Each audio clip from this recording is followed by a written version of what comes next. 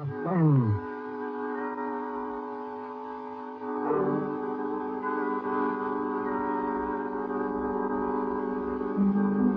This is the Man in Black, here again to introduce Columbia's program, Suspense. With us again as star is Mr. Orson Welles, in the third of four successive appearances for the Suspense audience. And sharing honors with Mr. Welles this evening is the lovely and distinguished Hollywood leading lady, Miss Geraldine Fitzgerald. Our play tonight is from a short story by Agatha Christie, and so with Philomel Cottage, and with the performances of Geraldine Fitzgerald as Alex Martin, and of Orson Welles as her devoted husband, Gerald. We again hope to keep you in suspense.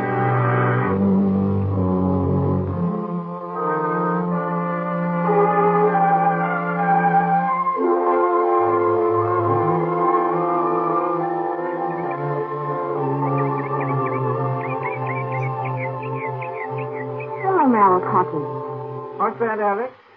I was just reading the sign over the gate. What does Philomel mean? Are you joking? No, really. Why, you little cockney. Been here for 3 weeks and you still don't know. Philomel is another name for the bird that's supposed to sing only for lovers.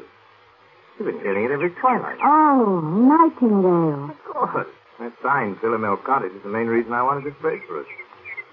Glad you bought it. Gerald, this was a 50-50 investment and you know it. 50-50, £1,000 from me and $2 from you. What else could we do? You couldn't touch any more of your capital at the time, and...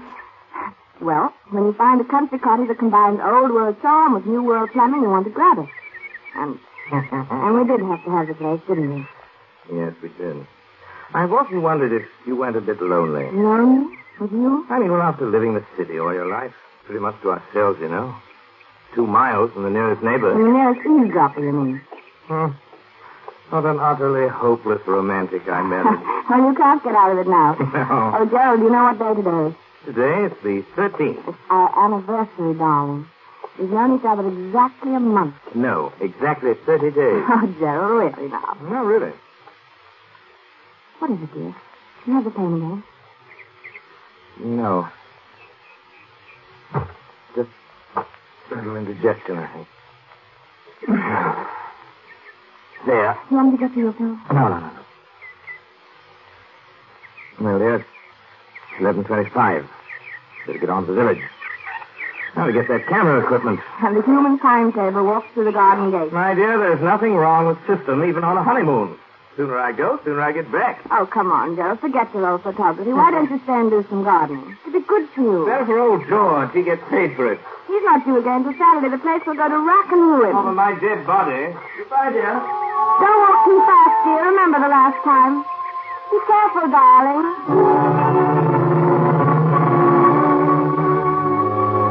Be careful. If it just slipped out, be careful. Alex Martin swinging there on the garden gate, smiling out her happiness across a part of England that was as remote and placid as any you care to find, wondered why she'd said such a ridiculous thing. If this were London, say, that would have... London. And slowly the smile fell away. She knew then that the memory of that last week in London had never really been far from her mind. That and that last talk was this, on the top deck of the bus crossing Trafalgar Square. She'd never seen him like that before. Gerald Martin. I tell you, Alex, the man's a perfect stranger to you. You know nothing about him. I know that I love him. How can you know in a week? You've only met him. It doesn't take everyone 7 years to find out you're in love with a girl. It's meant for me, isn't it? Alex. It's so... Alex, don't you know what it's been for me not being able to tell you? I couldn't, not with the income I had. And I decided I couldn't wait anymore, and I was going to tell you anyway. And you know what happened? No, I'm afraid I Oh, don't. yes, you do. That money you inherit.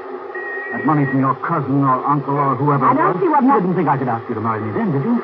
You don't think I could live off your money? I'm sorry, Dick. Believe me, I am, but it really doesn't matter now, one way or the other. Doesn't matter, does it? You can bet it matters to that Martin chap. That's what he's after. You mark my words, he's after your money. It might interest you to know that Gerald has money of his own, far more than I have. And more than I have. Maybe that's the difference. I've had enough of this. I'm getting off at the next stop. Alex, please. All right, but let me tell you something.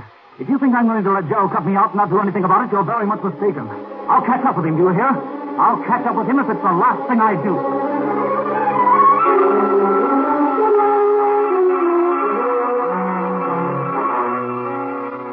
I'll catch up with him if it's the last thing I do. To Alex, that threat of just 1 month ago was merely a heat-of-the-moment outburst of hurt pride. And yet, as she leaned on the gate of Philomel Cottage, it kept echoing in her mind. What swept it away, what brought her back to the rustic idyllic happiness of her life with Gerald Martin, was the ring of the telephone inside the cottage. Who could be calling? Couldn't be Gerald. Gerald had hardly had time to get beyond the turn in the road. Except if something had happened to him. If he'd had another attack. Maybe one of the villagers was trying to call to say that he... But she hurried then, and her hand shook a trifle. Hello? Alex, this is Dick. What? Who did you say? Dick? Why, Alex, what's the matter with your voice? I wouldn't have known it.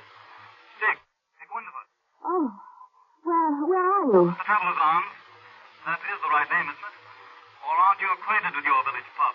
You mean you're here? Yes, I'm on a holiday doing a bit of fishing. Any objection to my looking up you two good people this afternoon? Oh, no. No, you mustn't. Why, Alex. I beg your pardon. Of course, I won't bother you if you'd rather I did. I'm sorry, Dick. I only meant that we'd be away this afternoon. Won't you come this evening? Thanks very much, but I'll probably be away by then. Depends on whether a pal of mine turns up or not. Goodbye, Alex. Goodbye, Dick, and I hope that... Best of luck.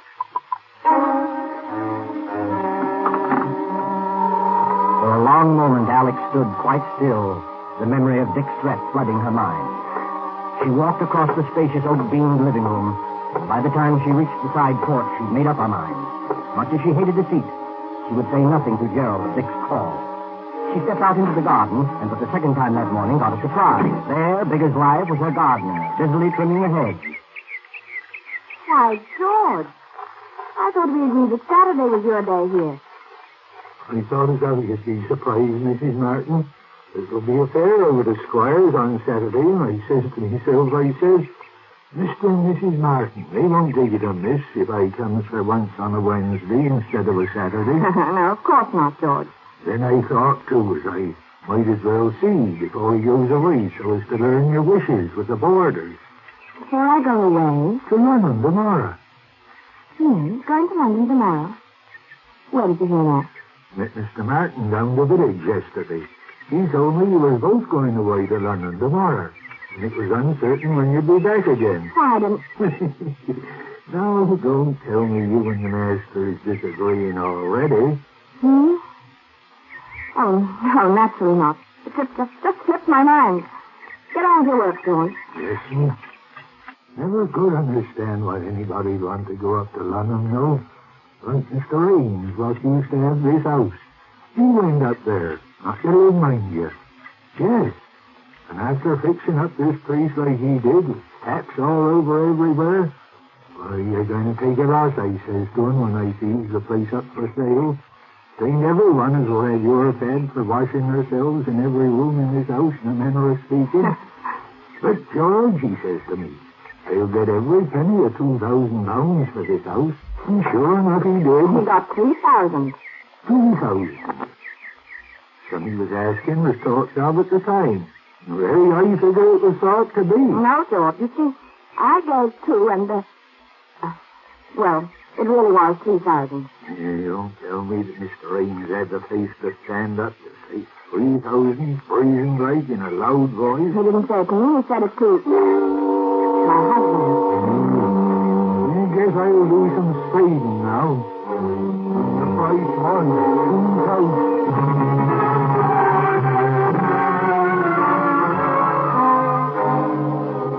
As Alex strolled on across the garden, she was conscious of a thin, vague thought struggling to make itself heard. Then, abruptly, it was gone. Her eye had fallen upon a small, dark green object lying in the fur beside one of the flower beds. Her husband's pocket diary. She picked it up and opened it, scanning the entries with some amusement, once again reminded of Gerald's enslavement to time and system. It was the entry on page 21 that brought the smile to her face. April 14th. Marry Alex to St. Peter's Church, 2:30. And it was the entry on page 30 that took that smile away. She stared, puzzled, at the date on the page, Wednesday, May 13th. Well, that's today. Only one thing was written there, in red pencil. 6 p.m. What was to happen at 6 p.m.? As she stood there, that small, vague thought struggled to be heard once more. It was Yes, it was something Dick Winder that had said. Not the threat, not that wild, silly promise of vengeance, but something else. And then it came. You know nothing about him. Nothing about him. It was true. What did she know about him? After all, he... Well, my husband. I love him. I trust him. But Then she thought once again of that cryptic entry. 6 p.m. It was just 3 o'clock when Gerald, his arms laden with packages, walked up the garden path and came onto the side porch. Oh, Alex! The moment he opened the door into the living room, he noticed the rather odd kind of excitement about him. There you are. Miss me, darling. why wouldn't I? You've had time to buy out the whole village. Only the camera's up. Now, if I don't have the best equipped darkroom this side of London, it won't be my fault. If you're not careful, that darkroom of yours is going to overflow the whole cellar. Oh, incidentally, here's something you've been watering the flowers with. Cat. A diary. You dropped it in the garden, did I? I know all your secrets now. Not guilty. I'm not so sure. What about your resignation at 6 p.m. today? What? Oh, that. Well, you caught me at last. It's an assignation with a very handsome young woman, quite remarkably like you, in fact. You're evading the issue. Not at all. Simply a reminder that I want you to help me develop some negatives this evening. At 6 o'clock. That's rather a peculiar time, isn't it? Peculiar? Yes, I'm usually preparing dinner at that hour. Well, no harm in delaying it a bit. We might have a sandwich or two and some coffee out on the porch. Before we work on the negative scene? Yes, that'd be pleasant, won't it? You know something, Alex? I've never found anybody yet who could touch your coffee. Oh. Really? That covers Australia and Canada. Oh, too. you and your mysterious past. Why do you say that? No reason. Oh, Gerald, I do wish I did know more about you. Alex, you're serious. I know it's silly, but Darling. I've told you all about me, my boyhood in Sydney, my life in Canada. Yes? I see. You mean love affairs. You women are all alike. Well, but there must have been. There must have been other women. I mean, if only I... Do you think it wise, Alex, this Bluebeard's chamber business? Let's put your mind on such a subject anyway. Never mentioned it before. I don't know, Gerald. I've been rather upset all day. I imagine I can thank old George for that. The garden, Amy? He had some ridiculous idea we were going away to London. He said you told him Where so. did you see him? He came to work today instead of Saturday. You fool! Why, Gerald. Beat him up! Oh, How do you get this collar off? oh, Gerald, lie down. Look, lie down here. Here's some water. Here, darling. I'm all right. Oh, I'm sorry, darling, getting you all upset. That's because the stupid old gardener. I made some weak joke to him about being off to London in the morning. He must have taken it seriously, else he didn't care about it.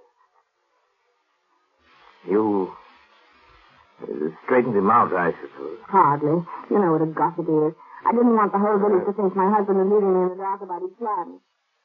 Are you all right now? You told him we were going then. Naturally. Yes, of course. Sorry you were placed in that kind of situation, darling. I don't suppose you ran into anybody else today. This far from the world, Gerald? It isn't very likely, is it? Gerald. No, not another word. No, not another word. You aren't yourself now. It's quite plain. I want you to have a little rest. You'll be right as rain by 6 o'clock. Must you do those photographs tonight? After all, you don't seem so well. Dear, when one sets a time to do something, one should stick to it. It's the only way to get through one's work. All right, up with you. Upstairs to bed now. Very well, dear. I'll be getting things arranged in the dark room.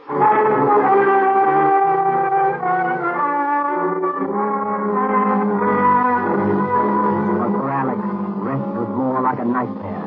Upstairs in her room, She told herself that there was no basis whatever for her state of mind. Still, the turmoil, the doubt, the odd, unaccountable sense of dread persisted and grew. Grew until... Softly, she opened the door. Stepped out of the upstairs hallway. Quite clearly, she knew what she must do. Knew she must find some testimony to her husband's past. Something to reassure her. Something to kill that agonizing dread mounting within her. Strangely, she remembered that single locked drawer in Gerald's bureau. She tiptoed to the door at the head of the stairs, opened it, and entered her husband's room. Yes, the key. If only she could find the key that locked the door. But there was none in sight. She moved to the wardrobe, went through his coat pockets, and then there at her feet, there on the floor, she saw it. Swiftly, she stepped to the bureau, inserted the key, and it worked.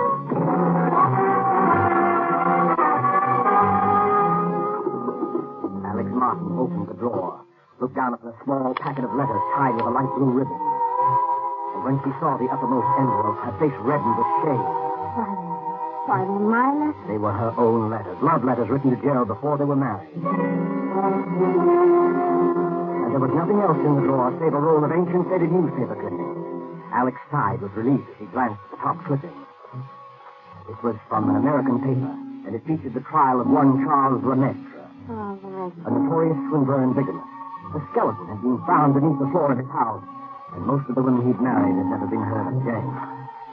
Another of the clippings described Lemaitre's behavior in court, his interest in the cameras of the news photographers, his sensational escape from prison. Another displayed his picture, a long, bearded, scholarly-looking fellow.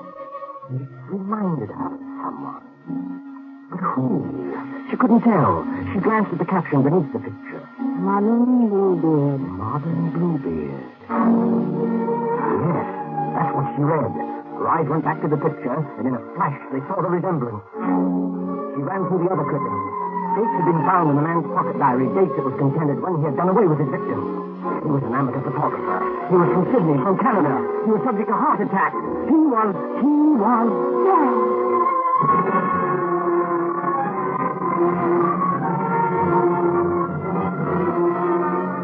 The room whirled around her. He had tried to warn her. Dick had been near her that morning. She turned him away. Then she noticed the sound. She turned toward the brightened pipe in the corner running up through the room. From below, near its base, something was striking that pipe, as though someone were... That was it. As though someone were digging. Lemaitre was preparing the dark room for the latest one of his victims. 6 o'clock. That was the date, 6 o'clock. Less than an hour from now. Suddenly, all the jigsaw pieces shot into place. The money paid for the house, her money only. The bond she'd entrusted for his keeping. Suddenly she heard no sound. The digging had stopped. It was escaped from his house at once before he came up. She slipped right back in the door. Don't lock it, don't follow it, just get away. She rushed to the door, out to the hall, and stopped closing.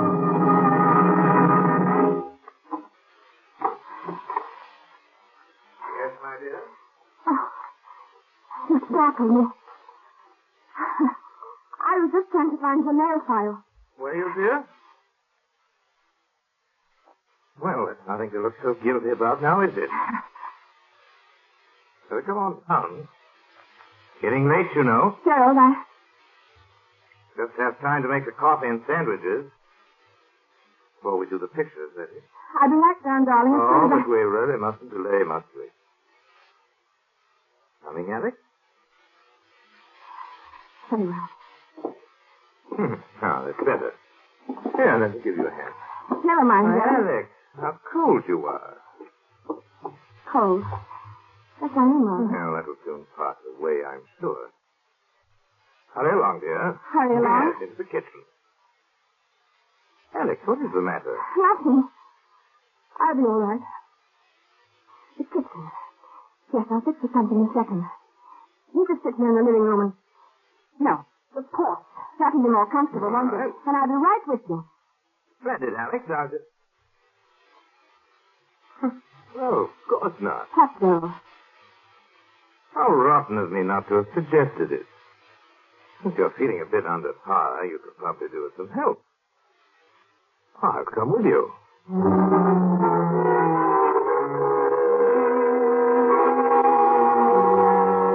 She knew then that some way, somehow, she must get word to Dick Winterfeld. The fact that he might be gone by now, the memory of him telling her so, she resolutely put out of her mind. There must No more panic. She must be in utter control of herself.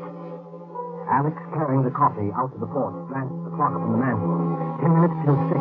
Her very life hung by those next 10 minutes, by her ability to think coolly and swiftly, because standing beside her was a man as determined as he was insane. A pity you're so abstracted, my dear. What? Why do you say that? Well, because you're missing the loveliest sight you're ever likely to see again. Look out beyond the garden. First soft shades of twilight. Twilight. Over Philomel Cottage. Now, I say, Alex, you are below par. What do you mean? First time you've ever slipped on the coffee. You must have tossed in the entire canister. I'll be more careful after this. Oh, dear. That reminds Alex, where are you going? Nothing to get excited about, Gerald. I forgot to order meat for tomorrow. I'm just going to phone the butcher. The butcher this time of evening? He generally stays late on Wednesdays. I'll be right back, darling. Don't shut the door, Alex. It keeps the insects out of the living room. You're not afraid I'm going to make love to the butcher, are you?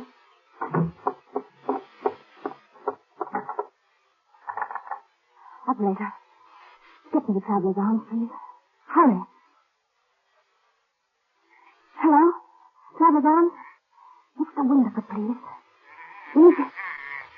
What? You don't know if he's still there? Well, see, won't you? It's most important.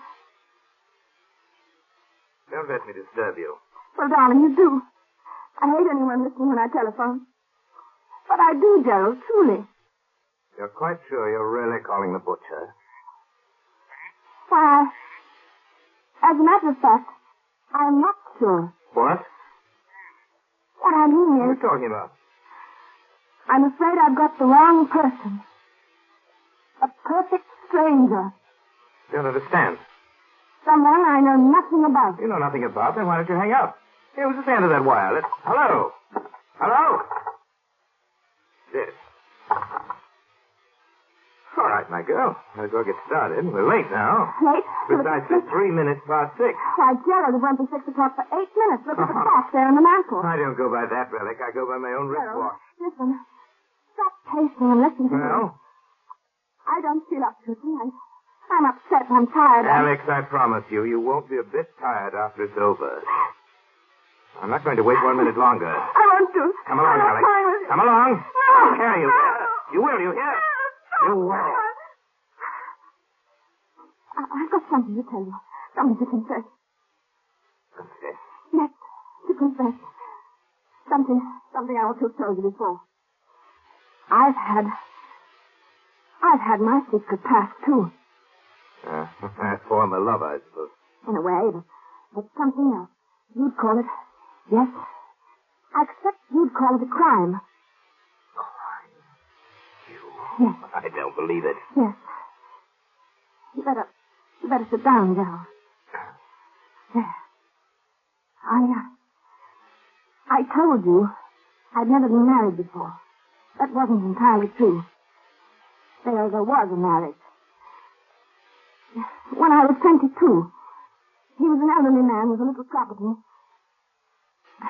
I induced him to insure his life in my favor. At one time, I was a nurse with access to a number of poisons. There's one poison, white powder, that... You know something about poisons, perhaps? No, I know very little about them. This one is very much like... It's absolutely untraceable. Any doctor would give a certificate of heart failure, and that... No, I can't. No. Another time, Joe. Another time now. I want to hear. How did you get her to take it? How did I get him to take it out? Yes. Well, I always made his coffee for him. Coffee? Yes. One night I put a pinch of this poison in his cup. I remember that evening how very much like this it was, how peaceful. He gasped a little, tried to move from his chair, but he couldn't. Presently, he died. How much was the insurance on it? About £2,000. I speculated. I lost it. It was over 2 years before I married again. He was a much younger man, quite well off. There was a will in my favor. He liked me to make his coffee, too, just as my first husband had done. I make very good coffee. Alex! It was the same, along about twilight. I Alex! remember it perfectly. I'm nervous and upset. I'd been all day, wondering if it would turn out all right. Coffee. But it did. It was the same as the other. He just sat there in his chair and he died. Our village doctor pronounced it heart failure. My husband did have a weak heart, you see, and that helped a great deal. Alex, listen! That netted me over £4,000. I didn't speculate. Coffee. That's why I tasted that way. You devil, you poisoned me. You poisoned me! Yes. Yes, I poisoned you. And already the poison is working. You see? Kill You you! can't move from your chair. You're lying. You're lying. I'll kill you! You can't move. You're helpless.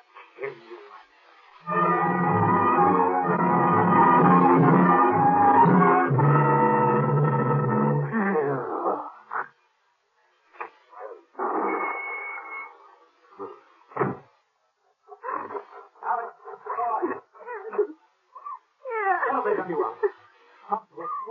You can't.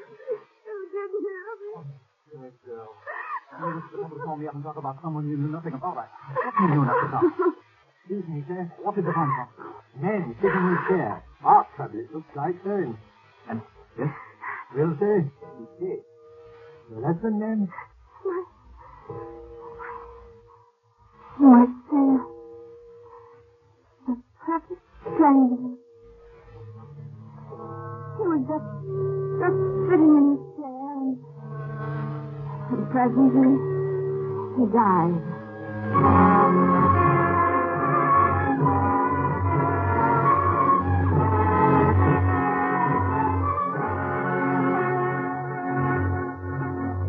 And so closes Philomel Cottage, Agatha Christie's story of love from a stranger, starring Geraldine Fitzgerald and Orson Welles. Tonight's tale of suspense. This is your narrator, the Man in Black, who conveys to you Columbia's invitation to spend this half hour in suspense with us on October 19th, 1 week from Tuesday, when Orson Welles will again be our star. Our next broadcast in the series will be Tuesday, October 19th, at 10 o'clock Eastern Wartime, 7 o'clock Pacific Wartime. The producer of Suspense is William Spear, who tonight also directed the broadcast, and who was Wilbur Hatch and Lucian Marlowick, conductor and composer, and Harold Medford, the radio author, collaborated on tonight's Suspense.